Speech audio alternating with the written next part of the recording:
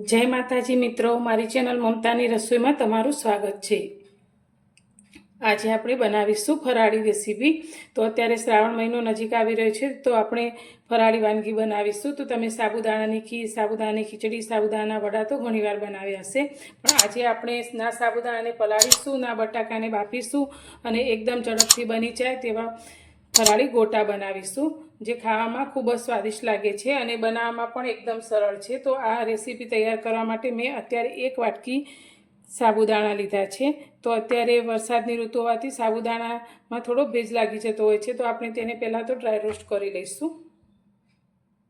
તો સાબુદાણાને રોસ્ટ કરવા માટે અત્યારે મેં ગેસ પર એક પેન રાખ્યું છે, તો તેની અંદર આપણે 1 વાટકી સાબુદાણા લઈ લઈશું અને તેનું મોઈશ્ચર દૂર થઈ જાય ત્યાં સુધી તેને આપણે રોસ્ટ કરીશું।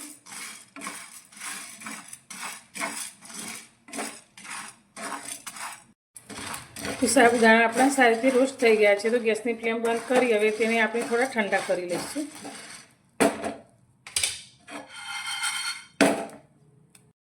સાબુદાણા આપણા ઠંડા થઈ ગયા છે, તો હવે આપણે એક મિક્સર જાર લઈ લઈશું અને જારની અંદર આપણે સાબુદાણાને લઈ અને તેને પીસવાના છે।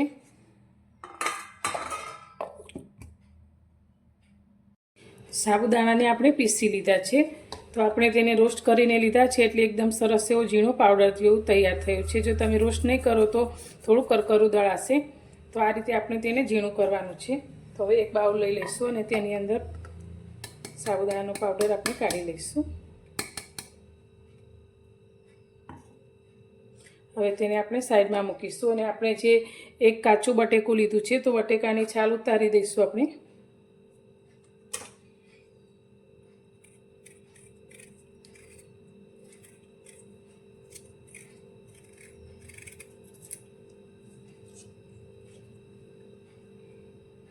તો બટેકાની છાલ આપણે કાઢી લીધી છે, તો હવે મિક્સર જાર લઈ લઈશું અને બટેકાના આપણે એકદમ ઝીણા ટુકડા કરી અને મિક્સર જારની અંદર લઈ લઈશું।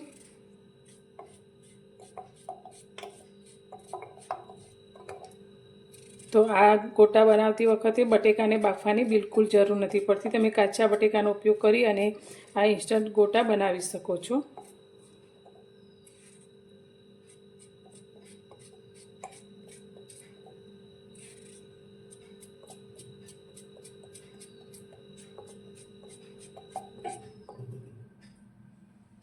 તો બટેકાના ટુકડા મેં કરી લીધા છે, તો અત્યારે મેં એક મોટી સાઈઝનું બટેકું લીધું છે। જો તમે નાની સાઈઝના લેતા હોય તો તમે 2 પણ લઈ શકો છો। હવે આને આપણે પાણી રેડ્યા વગર પહેલાં એકવાર પીસીશું।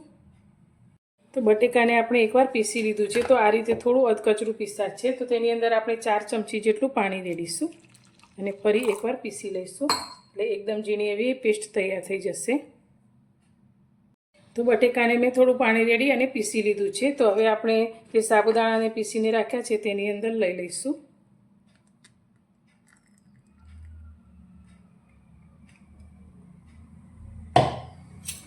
અને બધું જ સારી રીતે આપણે મિક્સ કરીશું। તો આપણે સાબુદાણા અને બટેકાના મિશ્રણને સારી રીતે મિક્સ કરી લીધું છે, તો અત્યારે આ રીતે થોડું ઢીલું લાગે છે, પણ આપણા સાબુદાણા જે છે તે બટેકાના મિશ્રણને સારી રીતે એબ્ઝોર્બ કરી લેશે અને થોડુંક આપણું મિશ્રણ ઘટ થશે।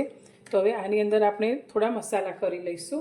તો મસાલામાં સૌથી પહેલાં આપણે તીખાશ માટે લીલા મરચાં લીધા છે, જે અત્યારે મેં 3 મરચાં લીધા છે, તમે તમારા ટેસ્ટ પ્રમાણે વધારે કે ઓછા લઈ શકો છો। તેની સાથે અત્યારે મેં 2 ચમચી સિંગદાણાનો ભૂકો કરેલો લીધો છે, તે ઉમેરીશું। સાથે આપણે સ્વાદ પ્રમાણે વરાળી મીઠું ઉમેરીશું, તો અત્યારે આપણે 1 ચમચી જેટલું મીઠું લઈશું। 1 ચમચી મેં ખાંડ લીધી છે, તે ઉમેરીશું।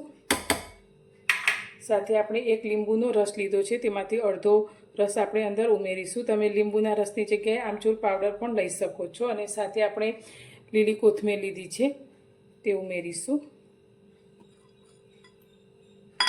અને બધી જ વસ્તુને આપણે સારી રીતે મિક્સ કરી લઈશું।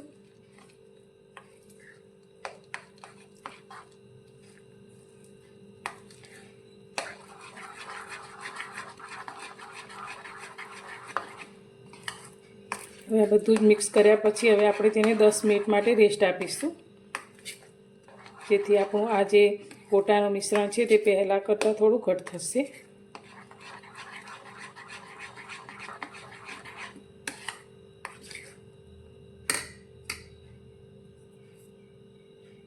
હવે આપણે ગોટા સાથે ખવાતી ફરાળી ચટણી તૈયાર કરીશું. તો તેના માટે અત્યારે મેં લીલી કોથમીર લીધી છે, જેને સારી રીતે ધોઈ અને દાંડી સહિત જ આપણે અંદર ઉમેરી લઈશું.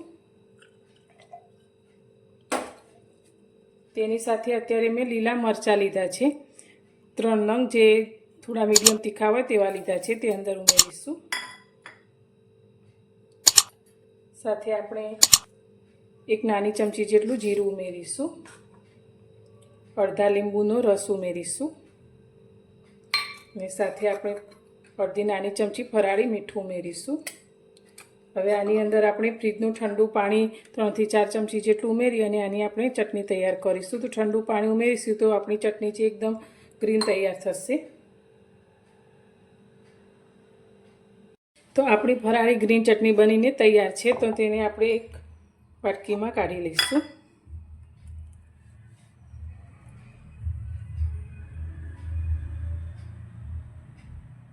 તો હવે આપણે ગોટા માટેનું ખીરું જોઈ લઈશું. તો તમે જોઈ શકો છો પહેલાં કરતાં આપણું આ ખીરું થોડું ઠીક થયું છે. જ્યારે આપણે બનાવ્યું ત્યારે તે એકદમ ઢીલું હતું. આ રીતે થોડું ઠીક થયું છે, જે ગોટા માટે પરફેક્ટ છે. તો હવે સાઈડમાં આપણે તેલને પણ ગરમ કરવા માટે રાખી લીધું છે. તો હવે આપણે ગોટાને તળીશું. તો તળતા પહેલાં એકવાર આ ખીરાને એકવાર ચમચીથી આ રીતે થોડું હલાવીશું. તો અત્યારે આપણે ગોટાની અંદર ઈનો કે સોડાનો બિલકુલ ઉપયોગ નથી કરતા. તો આ રીતે થોડું ફેટી લઈશું તો આપણા જે ગોટા બનશે એકદમ પોચા બનશે.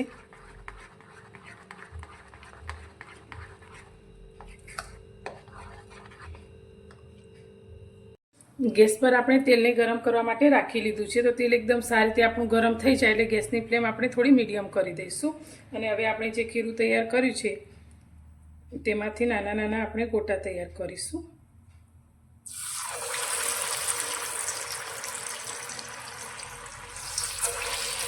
આપણે જે ખીરું તૈયાર કર્યું તે પહેલાં કરતાં પણ થોડું ઘટ્ટ થયું છે.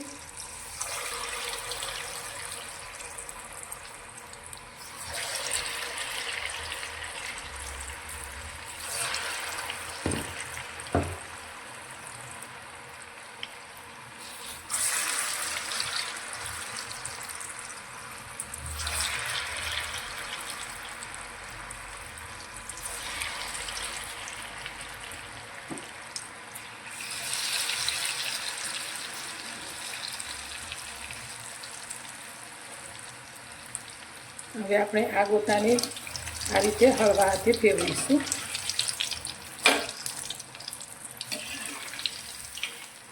તો તમે જોઈ શકો છો આ રીતે જે તળાવા લાગ્યા છે. તો આપણે ગેસની ફ્લેમ મીડિયમ રાખી અને તેને અંદર સુધી એકદમ સરસ રીતે તળાઈ જાય ત્યાં સુધી તળીશું.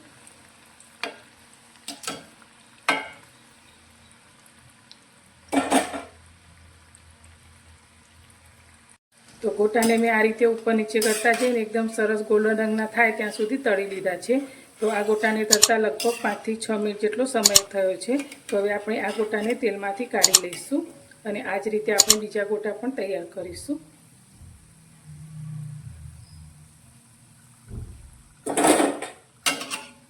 તો તૈયાર છે આપણા ફરાળી ગોટા. તો ઉપરથી તમે જોઈ શકો તો એકદમ સરસ એવા ક્રિસ્પી તૈયાર થયા છે અને અંદરથી એકદમ પોચા અને જાળીદાર. તો ઈનો કે સોડા વગર પણ આપણા આ ગોટા એકદમ સરસ જાળીદાર તૈયાર થાય છે.